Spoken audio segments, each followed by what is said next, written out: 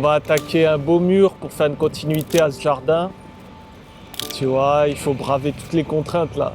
Le froid, le vent, la pluie, la nature devant qui obstrue la vision et le passage de la nacelle.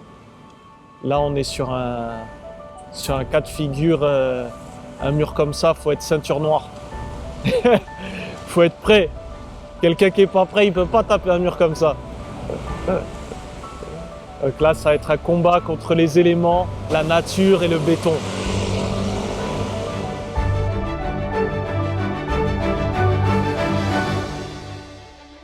Je travaille toujours de manière très contextuelle. Donc l'idée, c'était vraiment de réaliser une œuvre qui soit en adéquation à l'environnement. Donc ici, on est rue d'Aubervilliers, dans le 19e. C'est un quartier très bétonné. Et en fait, ce qui m'a intéressé à l'emplacement de ce mur, c'est ce petit jardin qu'il y avait devant.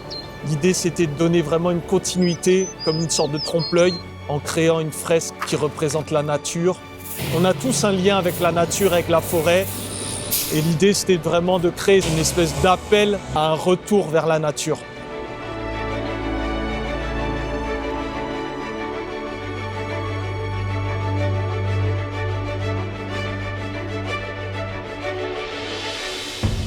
On a bravé le froid, on a bravé la pluie, on a bravé le vent. Une des principales contraintes aussi, encore une fois, mais c'est ce qui donnait le charme à cet emplacement, c'était ce jardin. Parce qu'il y a 10 mètres qui séparent le pied du mur du trottoir. Donc il fallait une nacelle qui puisse passer au-dessus du jardin pour pouvoir réaliser l'œuvre.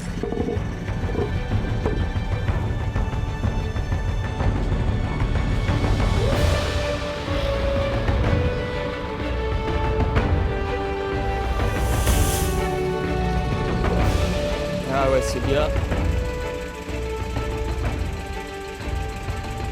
Pour le moment, je ne vais pas tout monter, je vais monter que le blanc.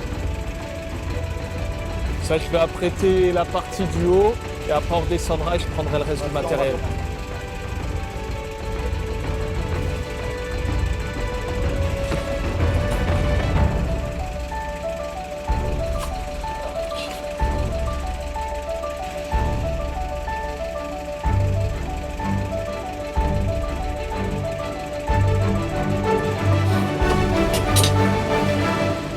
C'est parti gros, on s'envole in the sky.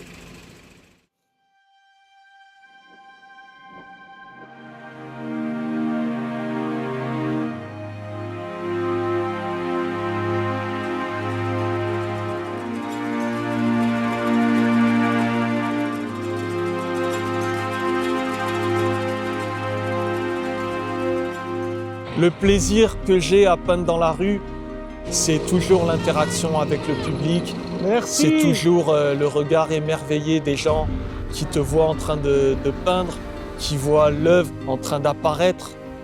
C'est toujours hyper motivant et forcément ça influe sur mon travail parce que quand on peint, quand on crée, on a toujours des moments de doute. C'est toujours des allers-retours entre ce dont on rêve et ce qu'on est en train de faire.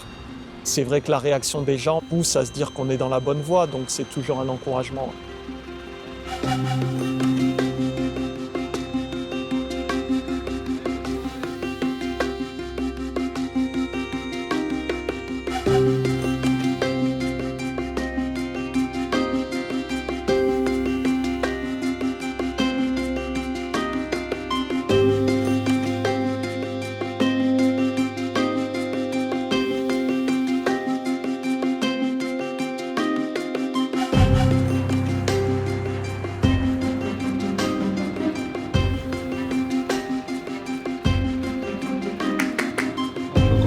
À gauche.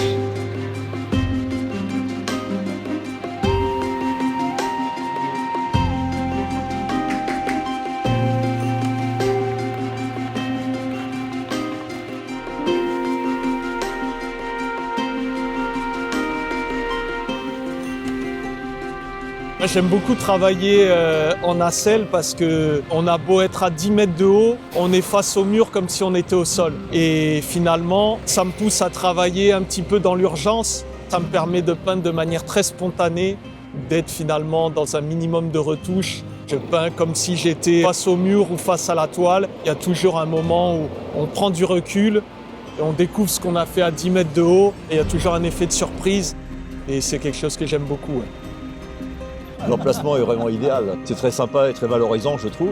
Je trouve de toute façon que les entreprises devraient avoir des actions plus marquées pour ce genre de situation. Il y a une réalité sociale qu'a une entreprise, déjà par l'emploi et puis la formation des employés. Et puis quand on a des occasions de faire des choses pour la ville, pour la société aussi, c'est notre espace de liberté aussi. Le message, encore une fois, c'est vraiment un appel à se reconnecter à la nature, d'une part, mais à se reconnecter aussi à soi-même.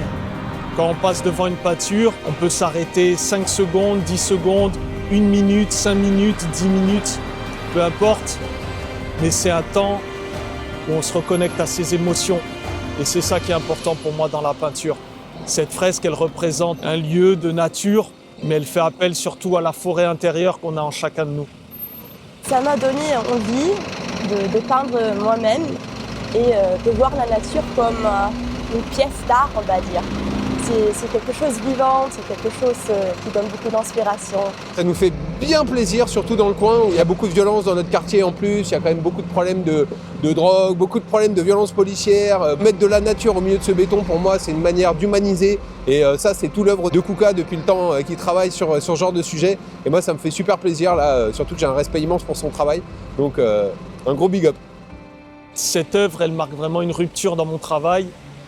Je me suis toujours attaché à faire un travail de peinture, de représentation d'un sujet de manière très frontale. Et là, j'ai voulu faire une œuvre beaucoup plus englobante, beaucoup plus universelle. Donc on est vraiment sur un paysage dans lequel la personne qui regarde, ça devient le sujet finalement. Alors le choix de l'artiste en fait, et l'idée de faire cette fresque, c'est un copropriétaire dans la résidence qu'il a eue pour répondre à cette problématique de murs tagués. Et c'est lui qui a identifié l'artiste et qui nous a présenté ses œuvres sur d'autres... et notamment, on a aussi vu le site de Kuka. Ensuite, Kuka nous a envoyé un projet qui a été retenu au niveau de l'Assemblée Générale. Kuka ensuite a réalisé son œuvre et nous sommes très très contents du résultat. Merci.